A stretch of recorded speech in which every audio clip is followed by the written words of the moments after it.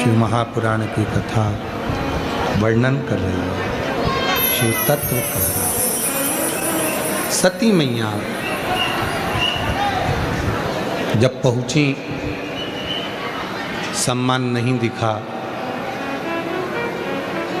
धैर्य खो बैठी। शिवजी ने कहा था कि सहनशीलता तुम्हारी वहां चली जाए। सती मैया की सहनशीलता चली गई और माता सती क्रोध में आकर अपने क्रोध की अग्नि में सती माता जलकर भस्म हो गई। शिवजी ने सती माता के शरीर की जो भस्म थी वो अपने शरीर पर लगाई थी।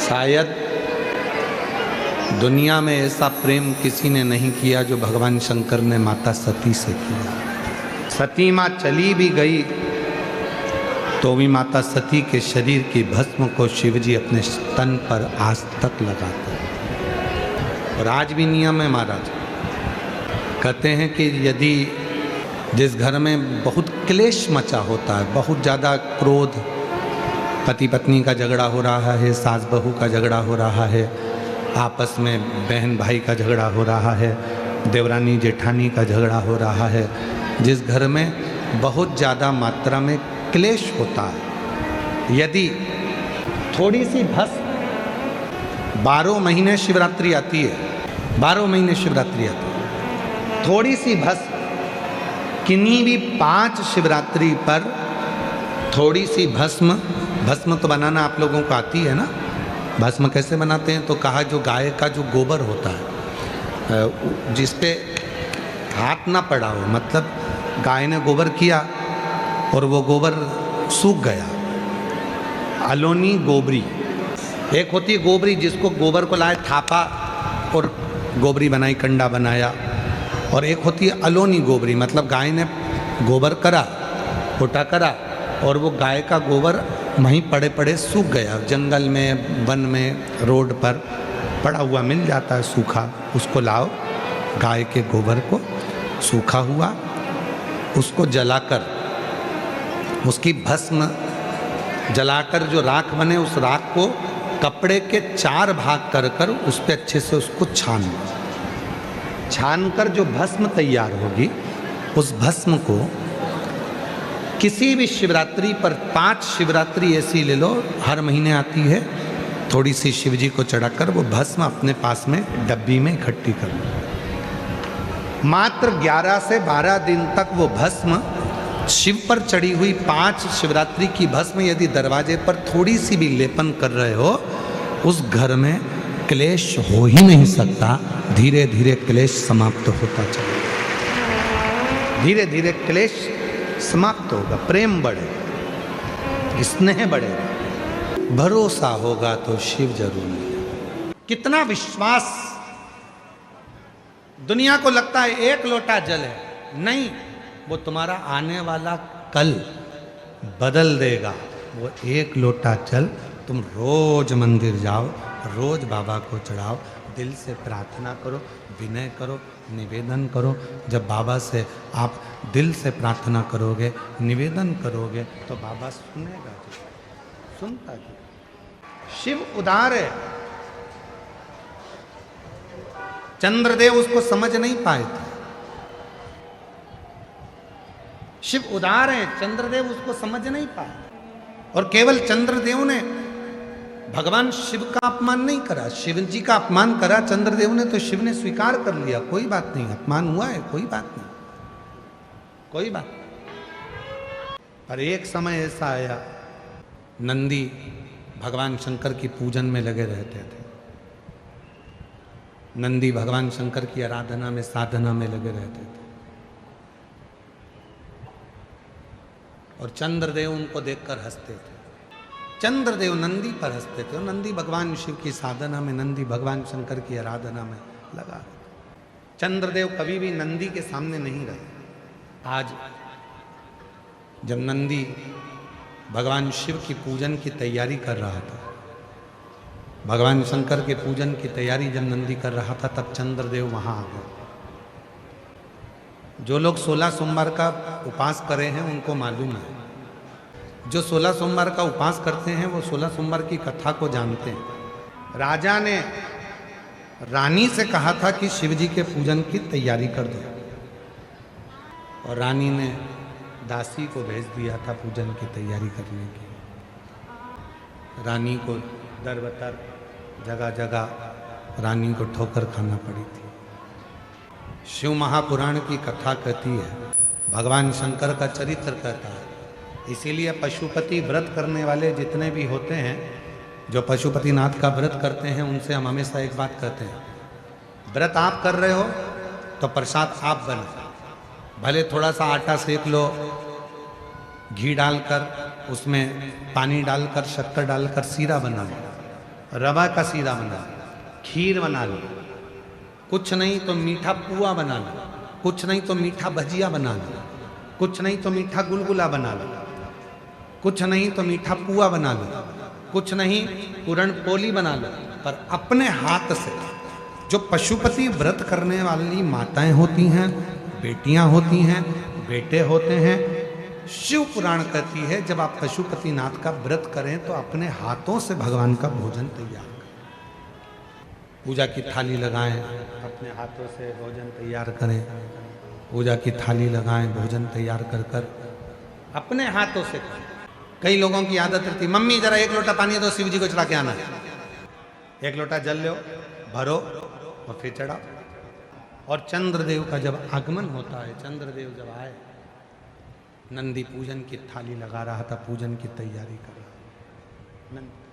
चंद्रदेव का आगमन हो गया। नंदी को लगा कि ये भगवान भोलेनाथ जी का दर्शन करने के लिए आए, शिव जी का दर्शन करने के लिए। नंदी ने हाथ जोड़ दिए, हर हर।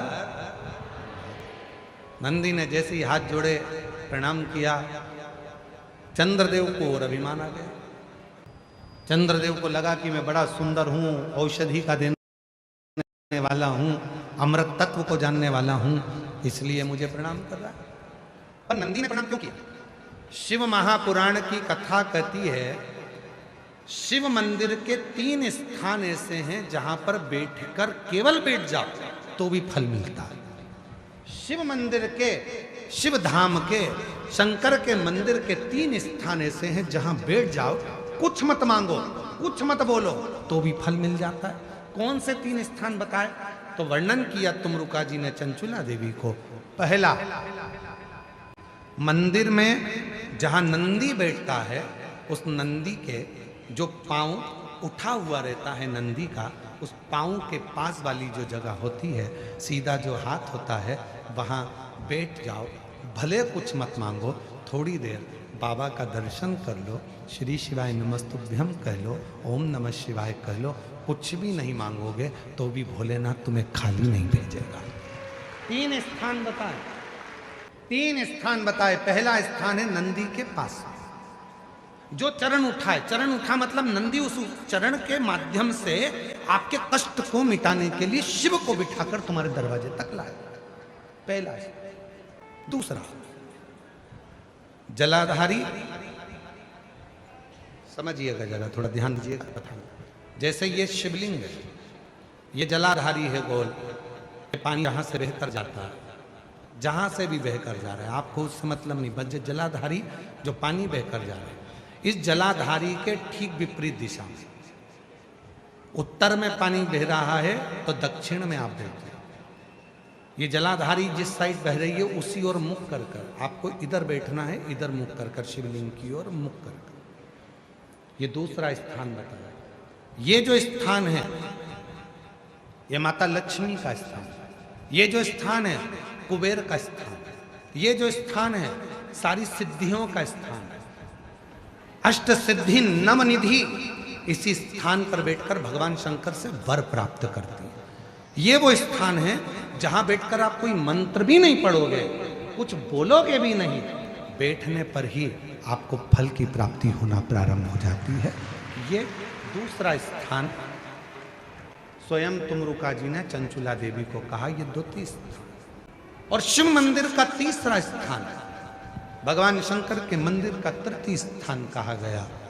तीसरा स्थान, जब हम मंदिर से बाहर निकलें और उस मंदिर से या ओटला हो या कोई मंदिर है कोई, इसीलिए हमने देखा है कुबेरेश्वर धाम पर लोग आते हैं तो कुबेरेश्वर धाम का जो गेट होता है ना, तो हमने देखा है कि कई लोग दरवाजे से दंडवत करते हैं। तीसरा स्थान तुमरुका जी चंचूला देवी को बता रहे हैं कि तीसरा स्थान ऐसा है भगवान शंकर के मंदिर का द्वार, शिव मंदिर का द्वार।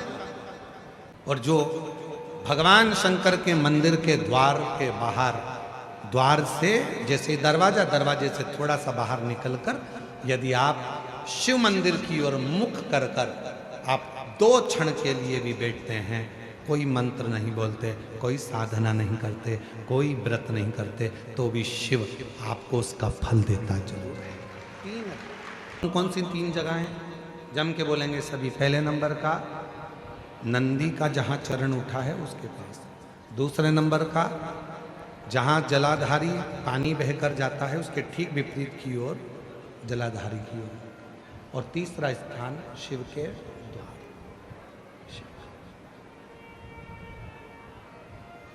फल देता। जैसे एक नारी के गर्भ में अगर कोई गांठ पड़ जाती है, चेस्ट में गांठ आ जाती है, कोई पुरुष कोई नारी को अगर शरीर में कहीं पर भी गठान हो जाती है, कहीं पर भी गांठ पड़ गई, डॉक्टर को दिखाने जा रहे हो और मन में भ्रम उत्पन्न हो रहा है कोई बीमारी ना लग गई हो, शरीर में कहीं पर भी गांठ हो जाए, कहीं पर आप प्रयास करो।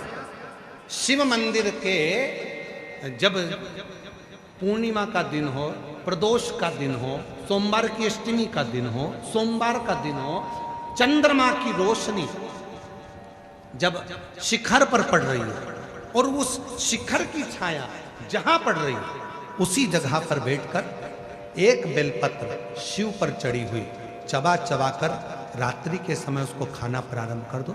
3 या 4 प्रदोष, 3 या 4 सोमवार, 3 या 4 पूर्णिमा आप करोगे, शरीर की गांठ धीरे धीरे गलना प्रारंभ हो जाएगी और शरीर में गांठ नहीं होगी, वो रोशनी।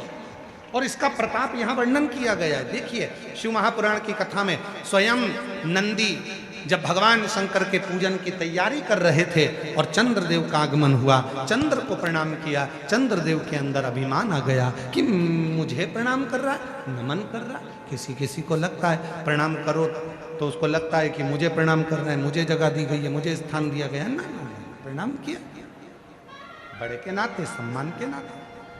चंद्रदेव ने पूजा की थाली को देखा और देखकर पूजा की थाली को चंद्रदेव ध्यान नहीं दिए और चंद्रदेव नंदी को कुछ अपशब्द कहने लगे।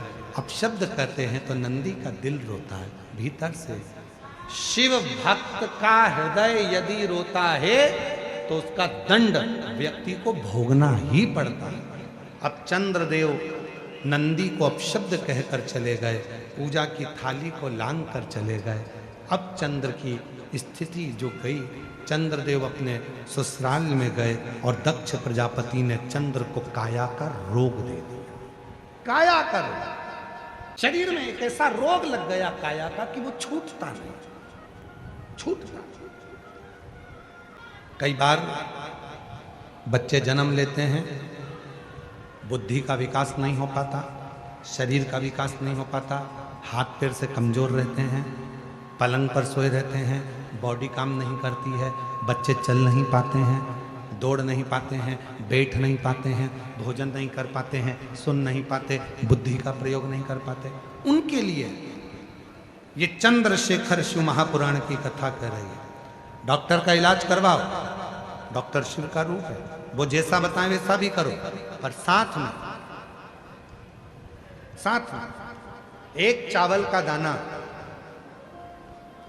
एक सफेद दुर्वा, दूबा में ही बगीचे की दुर्वा जो लगती है उस दूब में ही एक सफेद दुर्वा भी लगती है, सफेद दुर्वा, एक चावल का दाना, एक सफेद दुर्वा और एक कनेर का फूल, ये तीनों शिव जी के मंदिर में प्रदोष के समय पर चढ़ाना प्रारंभ करिए।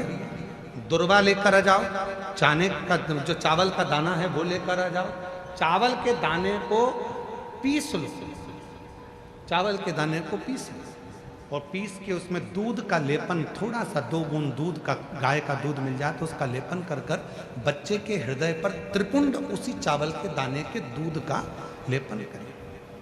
और जो दुर्वा लेकर आए हो उसको पीस कर जो उसको भोजन देते हो उस भोजन में मिलाकर उसको खिलाइए। धीरे धीरे बच्चे का आप देखेंगे कि वो खुद उठने का प्रयास करेगा, हाथ पैर चलने का प्रयास करेगा, बुद्धि काम करना प्रारंभ करेगी और बच्चा एकाग्र चित्त का होता चले जाएगा, विवेक का। कुछ प्रदोष कर देखिए, कुछ। शिव भक्त का तो केवल उतना काम है कि आपके सम्मुख में आकर शिव की चर्चा का स्मरण, शिव चर्चा, शिव कथा कर, भगवान शंकर का चरित्र कर।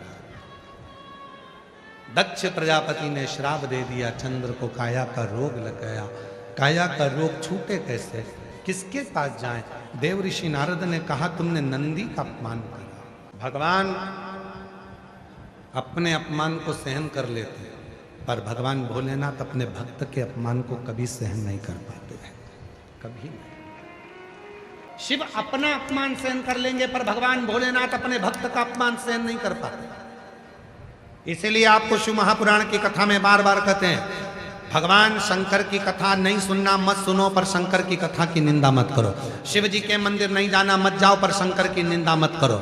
शिव महापुराण में नहीं जाना मत जाओ, पर कोई शंकर का भक्त है, शिव का भजन करने वाला है, शंकर का स्मरण करने वाला है, कोई शिव गुरु है, कोई शंकर को ही गुरु मानकर शिव को ही गुरु के तत्व में जानते हैं, तो उस शिव गुरु की कभी निंदा मत करो, कभी निंदा मत करो। क्यों? क्योंकि शिव अपना अपमान सहन कर लेते हैं, पर अपने शिव गुरु का अपमान शिव कभी सहन नहीं कर पाते हैं, उसकी निंदा